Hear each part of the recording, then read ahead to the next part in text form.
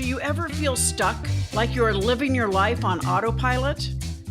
Are you ready to shift into high gear and reach the success you so richly deserve? Welcome to the Play Big Movement podcast. I am your host, Sharon Lechter, entrepreneur, business strategist, and best-selling author. Playing big is not about settling for good enough or being comfortable. It is about reaching your highest potential and achieving your greatest success. Join me in my Play Big movement as I interview top experts in business, money, and entrepreneurship, all ready to serve you and to help you play big, be number one in your field, live your legacy, and create maximum impact. Hello, everyone. Back to this segment of the Play Big Movement podcast. And I'm actually pretty excited with my guest today. No, I'm very excited because I knew them when, and I've been on the sidelines watching their incredible success grow. And they really are. If there's anybody that embodies the essence of the Play Big movement, being number one in your field, living your legacy and creating maximum impact, it's these two guys, the Oola Guys, Dr. Troy Amdahl and Dr. Dave Braun. And welcome, guys. Thank you so much for being with me today. Thank you for having us. So those of you that don't know about Oola, we're going to talk about this because but first I'm going to say these two guys were both successful chiropractors, and they sold their businesses, and they could have just kicked back and enjoyed life, but they had more. And we're going to talk about what that thought process was when they decided to kick out and do something new. But the whole Oola movement is kind of taken over and in a huge positive way in helping people create excitement and love in their life. Now I got a written bio, guys, but I care about you guys so much. I don't really want to go reading anything, but they have this bus, and I'm going to have them talk about it better than I can. And they're going all over the country, all 50 states, and talking about people's dreams and how to live a very full life. And they have 7 categories, and I'll let them talk about it. But before we get into that, because they've gone into all kinds of essential oils, and now we just talked about this new company they just started a few months ago that's going gangbusters, and Oola Teas. But I want to start with the beginning, the story. So can each of you give me a little bit about your story and that defining moment when you came together to do Oola? I'll actually start with that one because it does go way back. It was 1997, and you said we're both chiropractors. I was in my last year of chiropractic school, and we have to do a 1-year internship before we get our doctorate.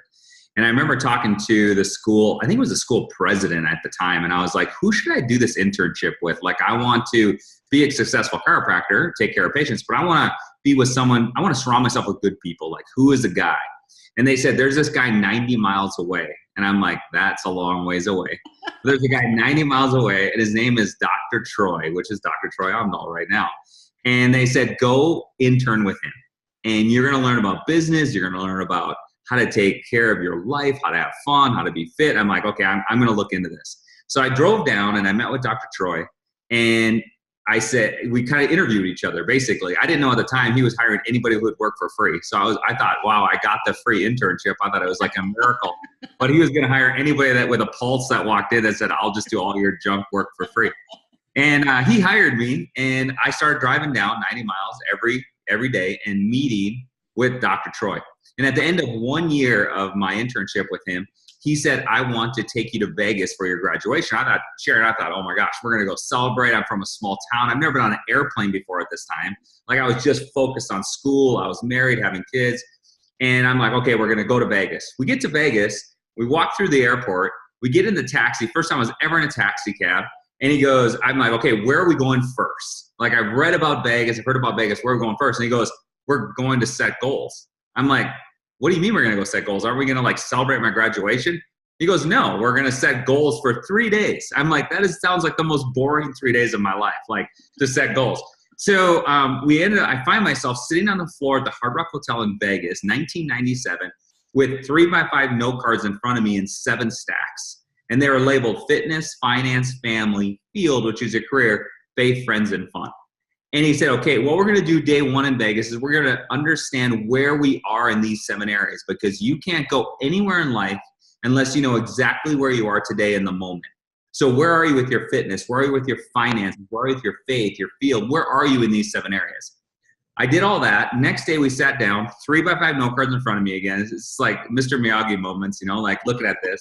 And I had no idea what was happening. He goes, okay, now you know where you are. Yesterday we decided where you are. You're terrible in finance, 120 grand in student loan debt. You don't have a job. You're great to your wife, but you could lose some weight. You're a little chubby. Like, that's what we found out, right? So I'm like, okay, so now where do you want to go?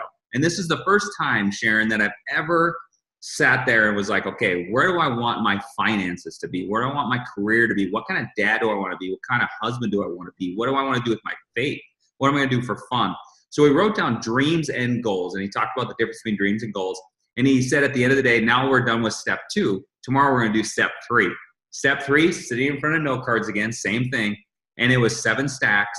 And it was, how are you going to get there now? In 1998, how are you going to reach these goals that you wrote down, reach these dreams that you wrote down yesterday? Well, the interesting thing is I went home that next day, and from 3 days ago going, why am I in Vegas at goal setting? It's crazy. I'd rather just be home, to being, holy cow, this is in my hands, a plan, a map for 1998. I followed that plan, started to find success. We met again in 1998 to plan 1999, found more success in all 7 areas. By 2001, 2002, I had married. I was on like my 4th or 5th child. Like, I had a big house with a racquetball court in it and cool cars and a dream job. Dr. Troy moved overseas. We lost touch with each other. I was in my 30s thinking, I am so amazing. Look at all this money and all this cool house and cars and kids and wife and everybody. Like, everything's great, right? And where I found myself was like, I don't need to do that Oola thing anymore because I already hit it. I'm 30, I hit it. Like, it's golden. Well, by 2008, 9, and 10, the economy comes crashing down. My finances come crashing down. I lose everything. I go through a divorce, and I found myself living in a motel, broke. Like, I had nothing. My cars were repossessed, everything. And at this moment, I was about 3 months into the process where I didn't even have a home anymore. And about 2 in the morning, I called Dr. Troy. And at this point, he had moved back from overseas, fully retired, running Ironman, married 20-some years, 4 children, like living Oola. And I was completely out of Oola. Most embarrassing, humbling phone call I've ever made, to call your most successful friend when you're at the bottom. And I just said, this is the real deal. Economy crashed, lost my business, lost my house, lost my cars, lost my wife. Sounds like a country music song. I never said it like that before. And then I said, what do I do? And he said, let's get back to Oola.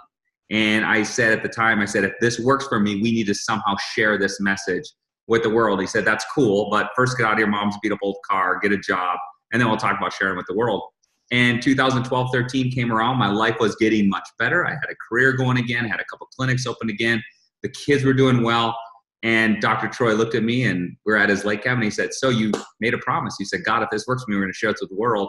How are you going to do that?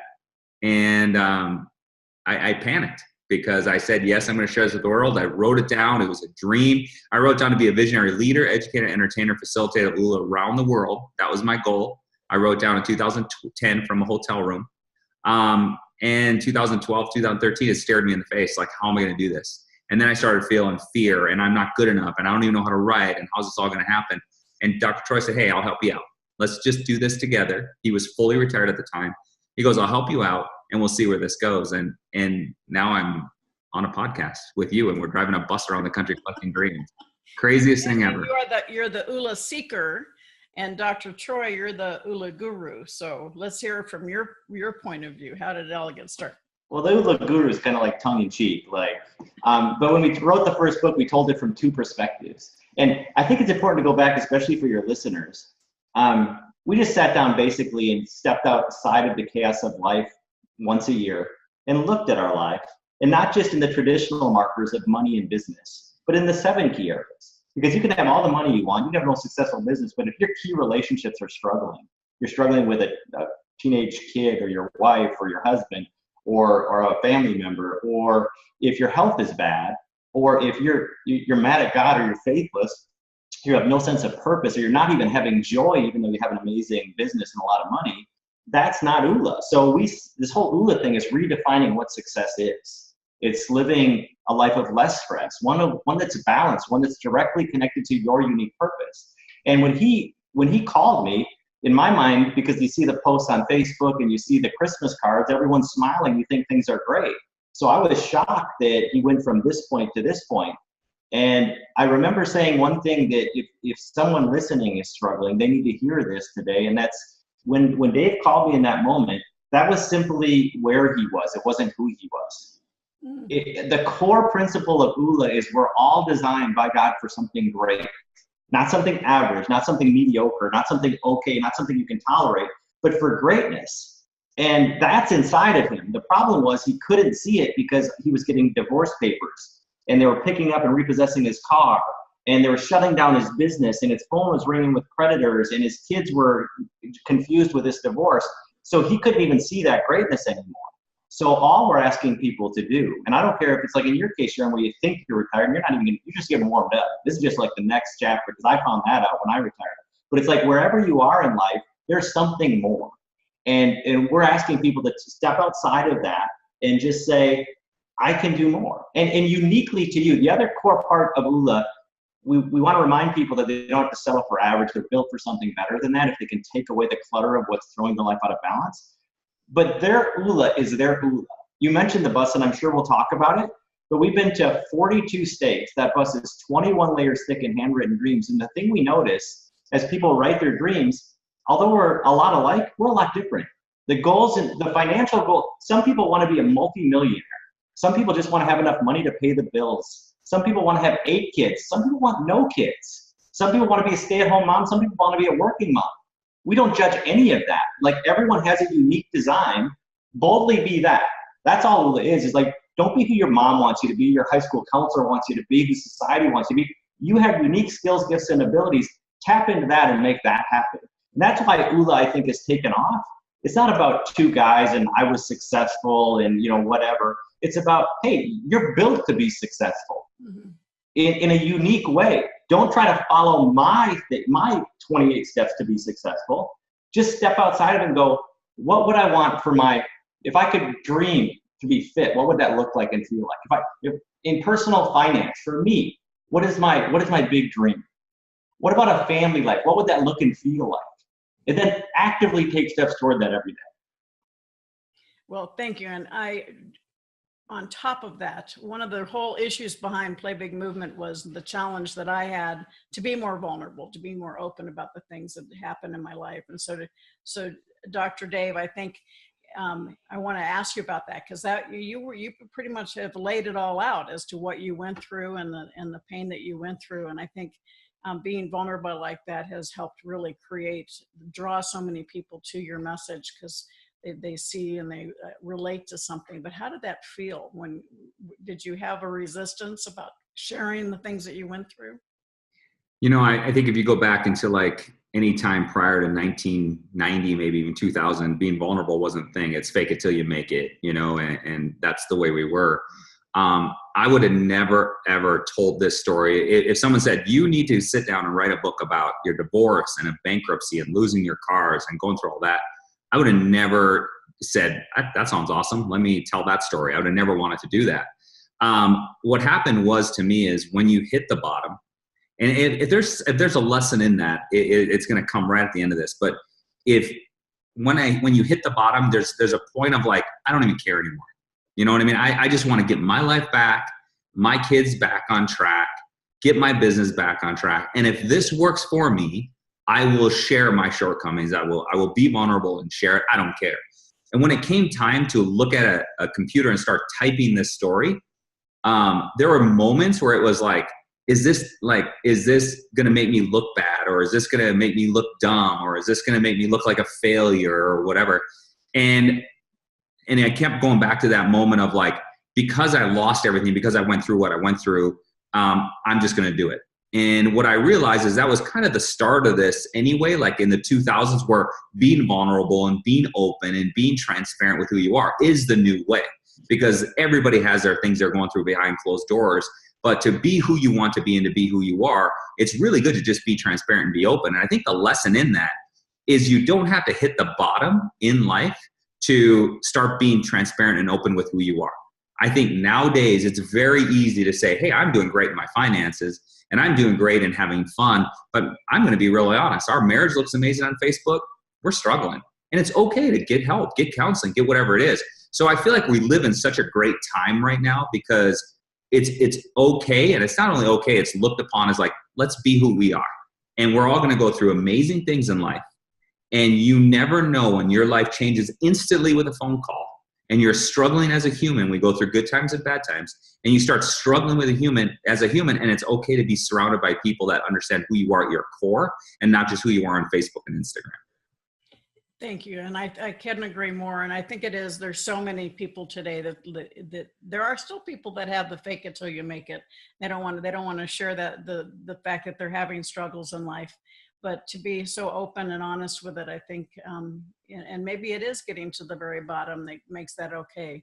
But it was a struggle for me, and it's been really freeing this year. I really actually feel like I'm back in my groove because I am being open and honest about those things, even though I never really wanted to share it because I didn't want to feel like I was capitalizing on losing my son. But at the same time, you don't have that shadow of holding something back, so you can be honest and open about it. So Dr. Troy, talk to me about that phone call that you got from Dr. Dave, having not talked to him for a while, and he'd been so successful. You guys were you were leading him through success, and then you get the call that his world has turned upside down. Talk a little bit about that. That was it. I mean, that was the big surprise, is that, you get the Christmas cards, you see the Facebook posts, you just assume everyone's doing great. And it was just such a shock to hear that, because we are very alike in the goals and dreams we have in all these categories. We hit it off, and we became not intern and doctorate was friends, So it was like, to hear this and to hear a friend struggle, you talk about being vulnerable, to make that phone call and say, here's the reality, this is what's going on. That just hit me like a brick. And that's why it was so important for him to hear that he had support, and it's not who he was. This moment will not define him. It's how he responds to it that will define him. And it's just like, everyone, here's the thing, Sharon, we've been on that bus like 21 layers thick and handwritten dreams. We get to have some real conversations with real people. Every single person, if you start laying out those 7 categories, no one's got it all figured out.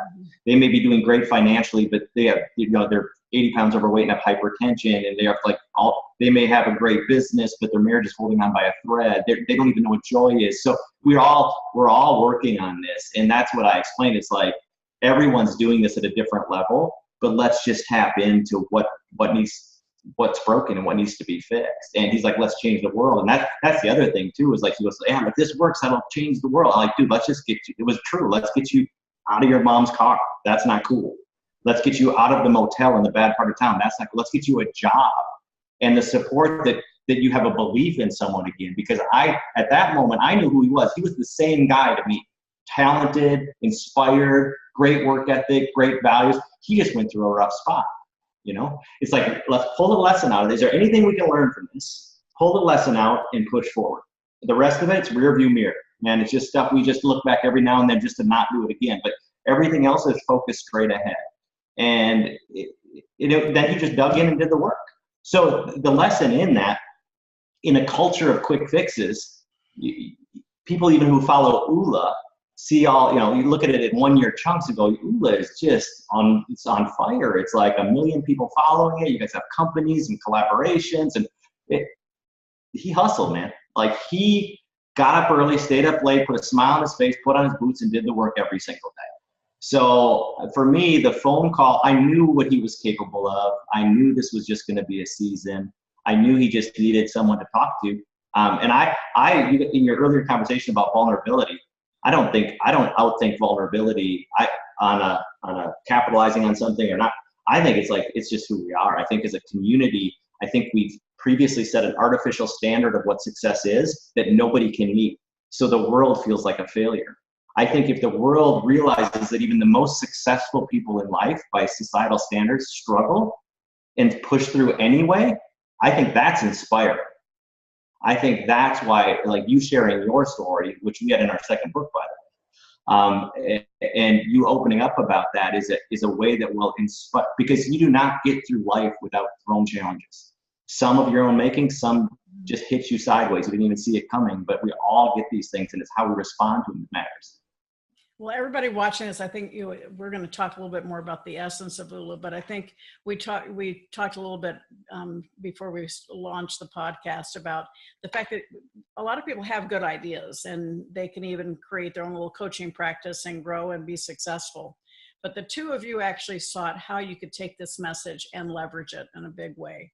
And everybody watching or listening knows my favorite word on earth is assets, and the second one is royalties, and the third one is leverage. So the two of you have really taken this essence of what you employ in your own life and massively spread it through leverage and through a power of association. So let's talk a little bit about the business model that you use and how you have taken this from this idea and impacting your own life to now millions of people are benefiting from. I'm going to take it back one step and lead into this because I know Troy has to talk about royalties and leverage. He's shaking right now because this is like his love language. Like you just wrapped him a little present and said, can you talk about royalties and business model? So I'm going to talk now because I'll probably not get a chance to say one more word in this podcast. But the craziest thing in this whole thing, Sharon, again, I'm going to go back to one other thing, is that we had talked about Oola since 1997, 1998, 1999. Troy found success. I found success. In our hearts, we had talked about, we should share this. We should share this. We were comfortable. Troy was retired. I wasn't retired, but I was comfortable. I had like this big house and a great career. I was comfortable. And no matter how many times we go, man, we should share this. This is a great message. Like there's something in here. We didn't because we were comfortable. And because I lost everything and you're at the bottom, then it's like, you're not comfortable anymore. So I'm going to say one thing and then I want Troy to take over on the whole business model because he's the business genius behind this. But if you're at home thinking there's something I should do and you feel it in your heart, I'm not saying quit your job today and go do that and pursue that. But we live in a time where you can do both. You can have a job and you can start building on what your passions are and over a 2 to 3 year period, turn it into something that you do full time.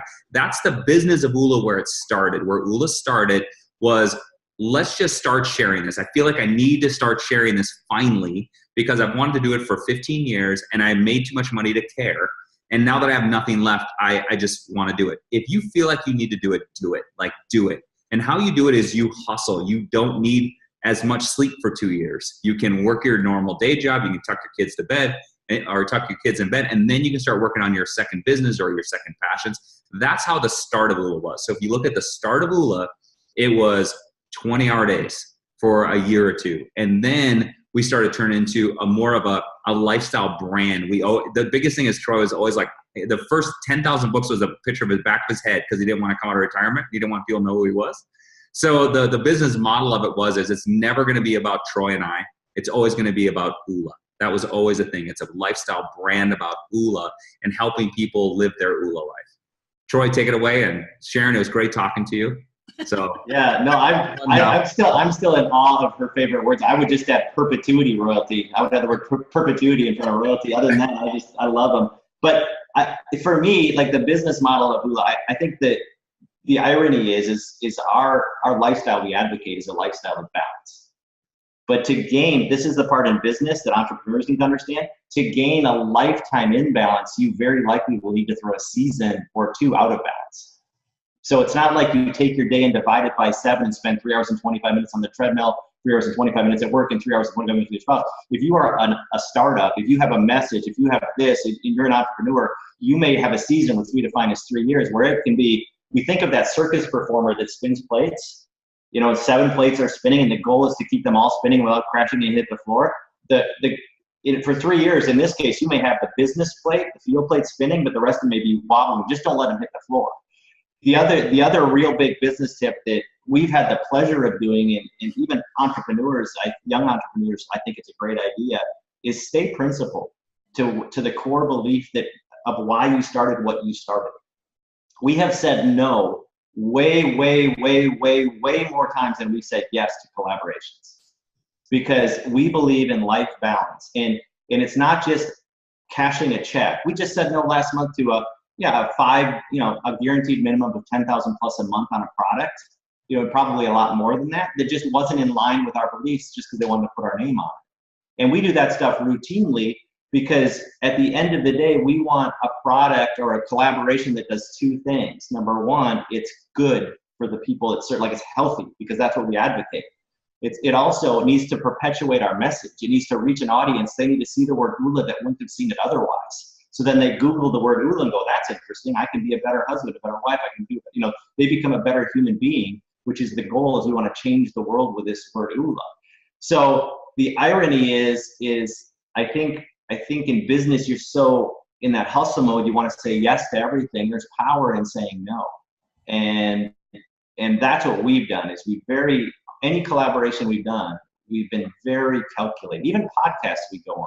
You know, we don't say yes to every podcast because it's not a good audience for us. It's not good use of time, whatever. But the business when Dave approached me about telling the story, it was telling a story. This was never something we sat around a boardroom and said, you know what, let's make a business of Oola. The first book took off. The original publishers of Chicken Soup for the Soul heard about it. We did a 3-book deal with them. Then we had this crazy idea of getting a bus. Now think about this, Sharon. This is where things have changed with social media. And like talk about vulnerabilities now okay. It wasn't okay in 1985. If we sat around a boardroom and say, I have an idea. Let's buy a 1970 VW bus that goes 55 miles an hour, that's held together with duct tape, and let's put stickers on it and see what happens. We just did it because we cared about people, and not everyone could go to our events or not everyone could read the book. And we truly were that passionate in our hearts that we want everyone to understand they're designed by God for greatness. And we want them to reconnect to, if the only thing they did is reconnected to one dream in their life in one of these categories, we could roll down the road smiling, knowing we made an impact on that person. So that was the whole thing. There was never like, oh, maybe we can put a bus on a tea company and make a bunch of, never thought of it. What we thought about is the people we're meeting and the people we're serving. So for us, we really come at business from a service point of view. To me, money is value. Like if we give someone the value in a message or in a product, they give us thank you notes in the form of dollar bills. In something so we've never really, when I was younger, I didn't do this, but now it's just like, what does the world need? What has value? What gets the word Oola out there? And we'll look at those opportunities.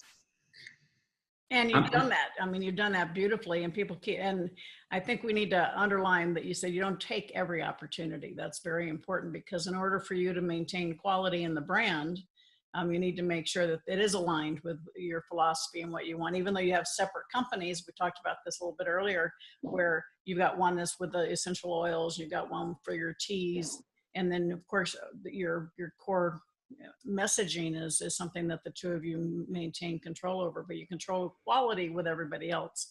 And that's very important when we talk about leveraging, because when you leverage through association, you still need to maintain the quality of the brand. And I think you guys are just a perfect example for people.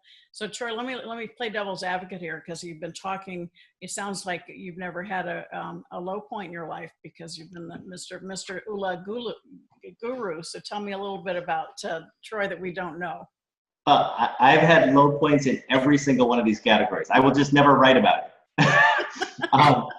it. So when we wrote the book, that was kind of the initial book was Oola Guru, Oola Seeker. I say tongue in cheek Oola Guru, because here's the reality. It teaches a story. They're true stories, but it teaches lessons. It shows kind of two viewpoints.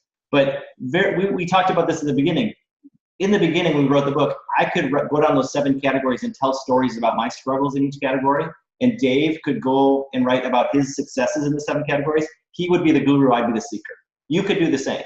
You could go in all 7 categories. This is my financial win. This is my relational win. This is the moment I had true joy. But then we could go and flip it and go, okay, tell me your struggle in each category. That's why I believe the book is so relatable, because people see themselves in all of these. We all have seasons. And we all are, sometimes we call it, sometimes you're going through a seeker season, sometimes you're going through a guru season. Mm-hmm. But the reality is nobody gets through this thing unscathed. I mean, it's just, again, how you respond to it. And just, if you're going through one of those struggles, go, this isn't who I am. This is just where I am. Now, how do I move from this point to where I'm designed to be? Yeah, I like that. It's not who you are, but where you are. And I think I love something that one of your quotes that I said is, don't be afraid of losing people, be afraid of losing yourself by trying to please everyone around you. And I think that you guys also epitomize that by striking out and living the life that you chose to live and designing it so that you have that ability to have all 7 categories in sync most of the time. So as we all know, life goes up and down. So if somebody wants to learn more about Oola, or the two of you, what best ways can they find you? Go ahead, Troy. Probably a good starting point is oolalife.com. And the cool thing about that is if you scroll down, there's a free life balance test. A lot of people get overwhelmed with this thing called life. They're like, I'm feeling this thing. It doesn't feel right. It doesn't feel like I'm in my spot where I'm supposed to be, but I don't even know where to start. So they can answer 21 questions, and it pops up this wheel that shows them where they're low. And that's like, okay, that's a good starting point. There's also some free resources on how to set goals properly in a way that you can achieve them. Like, how do I get from here to here? And then all of the social media content is there as well. So you can follow Dave or I on Facebook or Instagram and Oola Life. There's a community of people. Dave mentioned it earlier. I think the cool thing about Oola, it's not about Dave, it's not about me. It's about a community of people that have different goals and dreams, but still love and support each other in whatever they're pursuing. And you mentioned that, and that's worth repeating too, Sharon, as we see how things have changed over time, is that Oola is about you authentically living. You got to really step back and go, really, what do I want? Like, what am I built for? Because we have all of this internal language we've had from elementary school, from middle school, from Googling which job makes the most money, to what, to our friends and neighbors, to social media, that have pushed us in a path of convenience or a path of just where you happen to be. If you could step out of that, who am I built to be? That's what Oola asks people, is like, who am I authentically? If I could, I may be in this job now, which is fine, but if I could transition into something amazing, what would that be? My relationship may look and feel like this now, but what would I really like it? That's really the key, is like, who do you want to be, and go and get that. And the resources on oolalife.com has that. It's a beautiful site. I recommend everybody go visit oolalife.com. It's beautifully put together, and it does have tremendous free resources. So the two of you are going to stay with me for a little additional personal interview that's going to go into the private Facebook Live, the Play Big Movement with Sharon Lechter.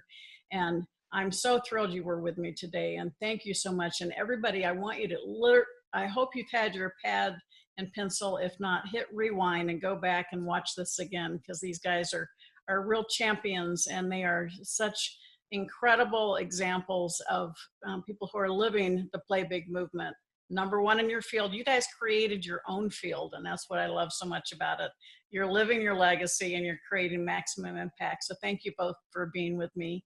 And for those of you watching and listening, go into that private Facebook group so you can hear the rest of the story. Thank you so much. Thank you. Thanks for having us.